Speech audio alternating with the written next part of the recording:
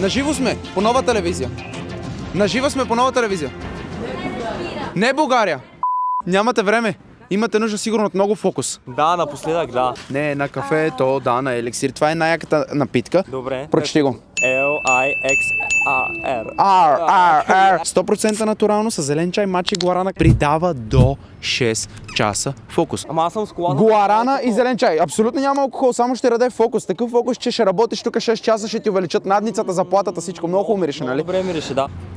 Харесва ми, малко ми е прекалено сладко. Хубавото е, че имаме най-различни вкусове и може да вземете всякакъв вкус, но е важен резултата. Как да не те чуват? Занимаваш с кафе, бе, пийте еликсар, бе.